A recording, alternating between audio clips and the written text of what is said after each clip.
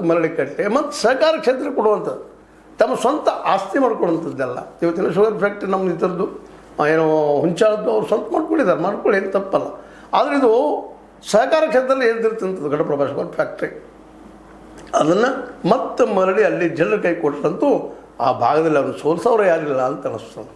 ಸೋಲು ಗೆಲುವು ಇವು ಜೀವನದ ಒಂದು ಅಂಗಗಳು, ಅದರಲ್ಲಿ ಎರಡು ಮಾತಿಲ್ಲ. ಇವತ್ತಿನ ನಮಗೆ ಅವರು ಸೋಲು ಕಾಣೋದಿಲ್ಲ ರೀ ಅಂತ ಅವ್ರು ಹೇಳ್ಬೋದು, ಇವತ್ತು ವ್ಯಾಖ್ಯಾನ ಮಾಡ್ಬೋದು. ಆದರೆ ಭವಿಷ್ಯದ ರೀತಿ ಇರಲಿಕ್ಕೆ ಸಾಧ್ಯ ಇಲ್ಲ. ಭವಿಷ್ಯದಲ್ಲಿ ಹಿಂದಿಲ್ಲ ನಾಳೆ, ಆದಿದ್ದಂಗೆ ಅಂತಿದ್ದೇ ಇರ್ತದೆ, ಹುಟ್ಟಿದ್ದಂಗೆ ಸಾವು ಇದ್ದೇ ಇರ್ತದೆ, ಅದಕ್ಕೊಂದು ಅಂತ ಇರ್ತದೆ. ಭಾಳ ವರ್ಷ ಆಳ್ಬೋದಿಲ್ಲ ಅಂತಲ್ಲ. ಅಕ್ಬರ್ ಮೊಘಲರ ಅರಸದಲ್ಲಿ ದೊಡ್ಡ ಅರಸಪ್ಪ ಅಂತಂದ್ರೆ ಅವ್ನು ಸತ್ತು ಹೋಗ್ಬಿಟ್ಟ. ಔರಂಗಜೇಬ್ ಭಾಳ ಕೆಟ್ಟವಪ್ಪ ಅಂತಂದ್ರೆ ಅವ್ನು ಸತ್ತು ಹೋಗ್ಬಿಟ್ಟ. ಅವ್ನು ಭಾಳ ದೀರ್ಘಕಾಲವಾಗಿ ಆಳಿದ. ಅಂದ್ರೆ ಭಾಳ ದೀರ್ಘಕಾಲವಾಗಿ ಆಳಿದವರೆಲ್ಲರೂ ಒಳ್ಳೆಯವರು ಅಂತಲ್ಲ, ಸ್ವಲ್ಪ ಸಮಯದ ದೊಡ್ಡ ಕೆಲಸ ಮಾಡಿದವ್ರು ಕೆಟ್ಟವರು ಅಂತೂ ಅಲ್ಲ. ಯಾಕಂತಂದ್ರೆ ಇವೆಲ್ಲ ನಡೆಯುವಂಥವು. ಇಲ್ಲಿ ಯಾಕೆ ಈ ಮಾತನ್ನು ರೆಫರ್ ಮಾಡ್ತಾ ಇದ್ದೀನಪ್ಪ ಅಂತಂದ್ರೆ, ಇವತ್ತು ಬಾಲಚಂದ್ರ ಜಾರಕಿಹೊಳಿ ಅವರಿಗೆ ಅರಮಾವಿ ಕ್ಷೇತ್ರದಲ್ಲೇ ವಿರೋಧಿಗಳನ್ನು ಇಲ್ಲೇನೋ ಇದ್ರೆ ನೀವು ಜನಸಾಮಾನ್ಯ ತಿಳಿಸ್ರಿ. ಹೌದಪ್ಪ, ಯಾಕಂತಂದ್ರೆ ವಿರೋಧ ಪಕ್ಷ ಇರಬೇಕು. ವಿರೋಧ ಪಕ್ಷ ಇದ್ದಾಗ ಅಲ್ಲಿ ನಾಯಕತ್ವ ಆಡಳಿತ ಪಕ್ಷ ಇರುತ್ತೆ, ಹೆಚ್ಚಿರ್ತದೆ. ಹೌದಪ್ಪ, ಜನರ ಸಮಸ್ಯೆ ಏನು ಏನು.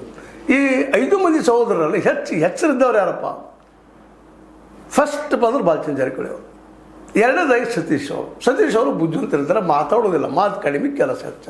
ಹೀಗಾಗಿ ಅವರು ಉತ್ತರ ಕರ್ನಾಟಕದ ಒಬ್ಬ ನಾಯಕಾಗೆ ಇವತ್ತೇನೋ ಒಂದಿಷ್ಟು ಹಿಂಬಡಿತ ಆಗಿರ್ಬೋದು ಅವ್ರಿಗೆ. ಡಿ ಕೆ ಶಿ ಅವರ ಸರ್ಕಾರದಲ್ಲೇ ಡಿ ಕೆ ಶಿ ಅವರು ಯಾಕೆ ಬೆಳಗ್ಗೆ ಕೊಡ್ತಾರೆ ಸತೀಶ್ ಅವರನ್ನು? ಈಗಾಗಲೇ ಎಮ್ಕೆಂಬಳ್ಳಿ ಕ್ಷೇತ್ರದಲ್ಲೇ ಅವ್ರಿಗೆ ಪ್ರಬಲವಾದಂಥ ಒಂದು ವಿರೋಧ ಬರುವಂಥ ಸಾಧ್ಯತೆಗಳು ಇದ್ದಾವೆ. ಅದೇ ಕಾಲಕ್ಕೆ ಗೋಕಾಕ್ ಮಟ್ಟದಲ್ಲೂ ಸಹಿತ ಈ ಸಲ ರಮೇಶ್ ಅವರು ಸೋಲ್ತಾರೆ ಎಲ್ಲೂ ಬೇರೆ ವಿಷಯ, ಬಟ್ ಅವ್ರು ಪ್ರಬಲವಾದಂಥ ಒಬ್ಬ ವ್ಯಕ್ತಿ ಇವತ್ತು ಕನ್ನಡಿಗರು ಬಂದಿದ್ದಾರೆ.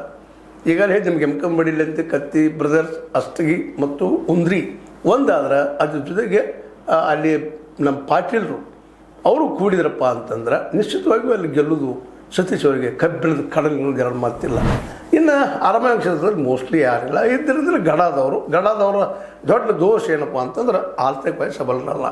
ಮತ್ತು ಅವ್ರು ಇಲೆಕ್ಷನ್ ಸಮಯದಲ್ಲಿ ಬಂದಾಗ ಜನ ಹೆಂಗೆ ಅವ್ರು ಬೆಲ್ಲ ಹತ್ತಾರೆ, ಅವ್ರು ನೋಡ್ತಾರೆ ತಮ್ಮ ಬದುಕು ಎಲ್ಲದಪ್ಪ ಅಂದರೆ ಈಗ ಇದ್ದಿದ್ರಲ್ಲಪ್ಪ something is better than nothing ಅಂತ, ಏನೋ ಒಂದಪ್ಪ ಏನೂ ಇಲ್ಲ ಅನ್ನುವಾಗ ಆ ನೆಲೆಯಲ್ಲಿ ಬಾಲಚಂದ್ರ ಜಾರಕಿಹೊಳಿ ಅವರು ಪೂರ್ತಿಯಾಗಿ ಜನಪರತ್ನ ಹೇಳಿಕ್ಕೆ ಹೋಗುವುದಿಲ್ಲ.